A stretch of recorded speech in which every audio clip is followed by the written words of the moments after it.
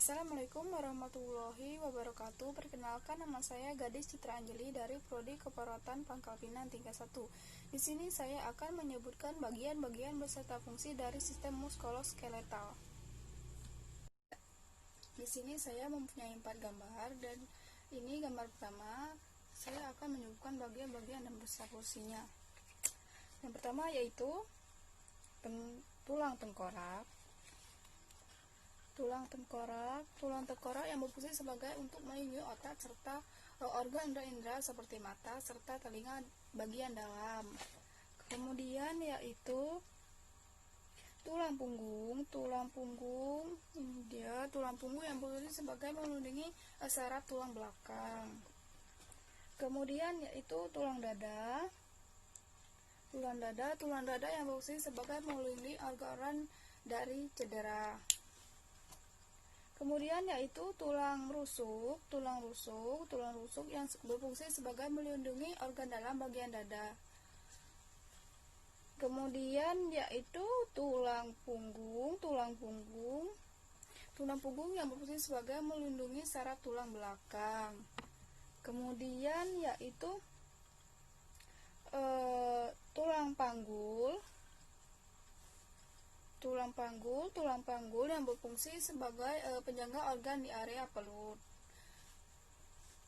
Kemudian yaitu tulang kelangka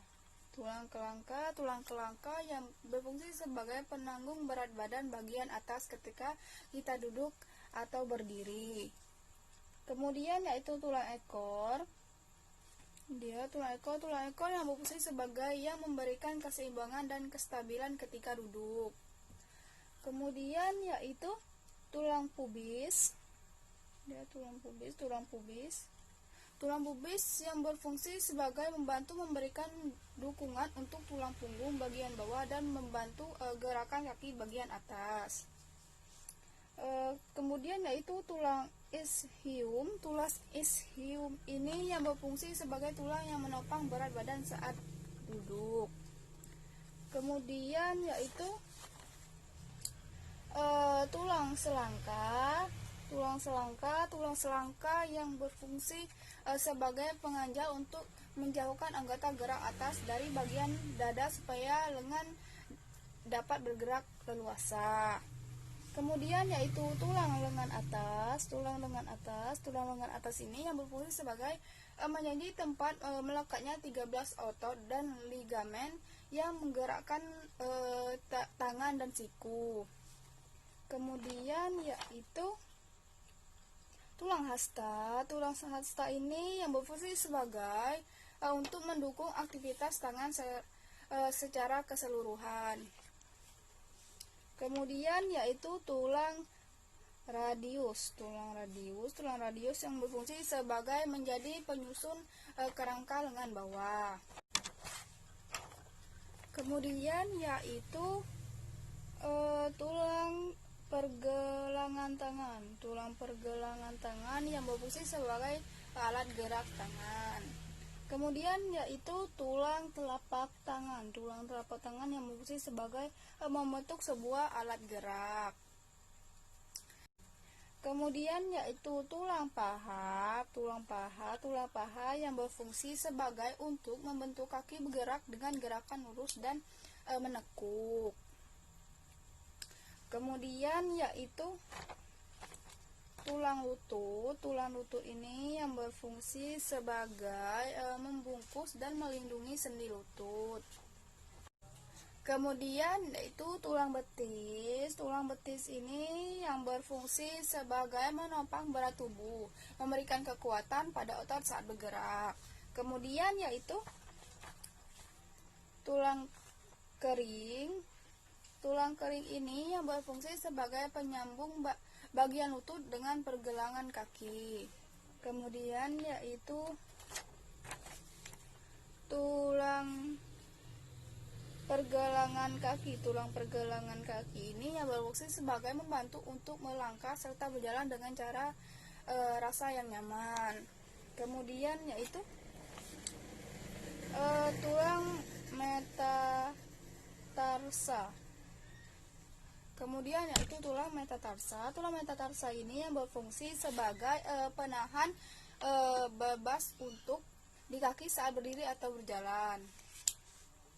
Kemudian yang terakhir itu yaitu tulang phalanges. Tulang phalanges ini yang berfungsi sebagai tumpuan berat badan. Kemudian yaitu gambar kedua. Yang pertama yaitu tulang dahi. Tulang dahi ini yang berfungsi sebagai untuk melindungi otak, mata, otot, dan saraf. Kemudian yaitu tulang kepala belakang. Tulang kepala belakang ini berfungsi sebagai mengangguk dan menggelengkan kepala, juga dapat membantu pergerakan badan, keseimbangan, kelenturan, dan kestabilan tubuh. Kemudian yaitu tulang leher kedua. Tulang leher kedua ini berfungsi sebagai poros untuk atlas dan tengkorak untuk memutar. Kemudian yaitu tulang atas. Tulang atas ini yang berfungsi sebagai untuk gerak badan atas manusia. Kemudian yaitu tulang belakang. Tulang belakang ini yang berfungsi sebagai pendukung badan yang kokoh. Kemudian yaitu tulang rusuk. Tulang rusuk ini berfungsi sebagai melindungi organ-organ penting. Kemudian yaitu tulang falserifs. Tulang falserifs ini yang berfungsi sebagai melindungi organ dalam bagian dada. Kemudian yaitu tulang panggul. Tulang panggul ini yang berfungsi sebagai penyangga organ di bagian perut. Kemudian yaitu tulang kelangka. Tulang kelangka ini yang berfungsi sebagai penanggung berat badan bagian atas. Kemudian yaitu tulang ekor. Tulang ekor ini yang berfungsi sebagai memberikan keseimbangan dan kestabilan tubuh. Kemudian yaitu tulang ischius. Ischius ini yang berfungsi sebagai penopang berat badan. Kemudian yaitu tulang pubis. Tulang pubis ini yang berfungsi sebagai membantu memberikan dukungan untuk tulang punggung bagian bawah. Kemudian yaitu tulang tumit. Tulang tumit ini yang berfungsi sebagai penyangga berat badan. Kemudian yaitu tulang leher pertama. Tulang leher pertama ini yang berfungsi sebagai penopang dan melekat pada tengkorak. Kemudian yaitu tulang selangka. Tulang selangka ini yang berfungsi sebagai pengganjal untuk menjauhkan anggota gerak atas. Kemudian yaitu tulang scapular. Tulang scapular ini yang berfungsi sebagai untuk menyokong pergerakan. Kemudian yaitu tulang belikat. Tulang belikat ini yang berfungsi sebagai menyokong pergerakan bahu. Kemudian yaitu tulang lengan atas. Tulang lengan atas ini yang berfungsi sebagai menjadi tempat melekatnya 13 otot dan ligamen yang menggerakkan badan dan siku. Kemudian yaitu tulang radius. Tulang radius ini yang berfungsi sebagai penyusun lengan bagian bawah. Kemudian yaitu tulang hasta. Tulang hasta ini yang berfungsi sebagai untuk mendukung aktivitas tangan. Kemudian yaitu tulang metacarpals berfungsi sebagai jembatan antara pergelangan tangan dan jari. Kemudian yaitu tulang phalanges. Tulang phalanges ini ya berfungsi sebagai anggota gerak yang memiliki peran dalam memegang sesuatu. Kemudian yaitu tulang paha.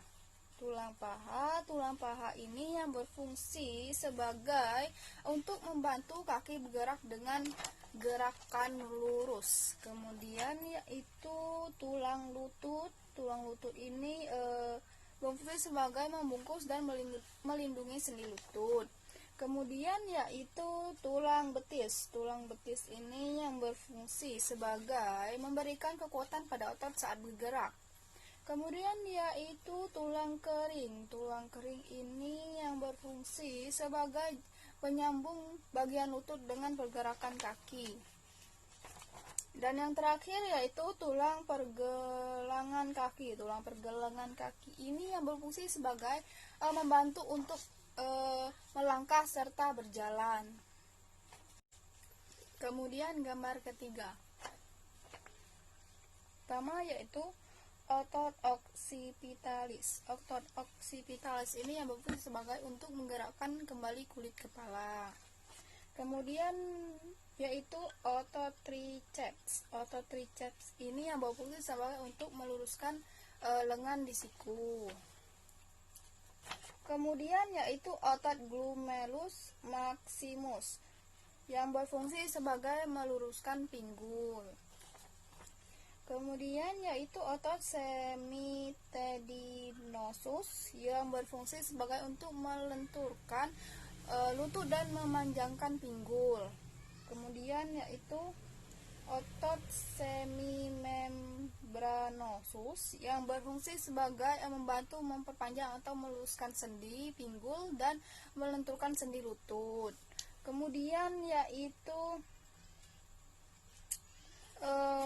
otot biceps femoris yang berfungsi sebagai abduktor kaki belakang dan flexor persendian paha.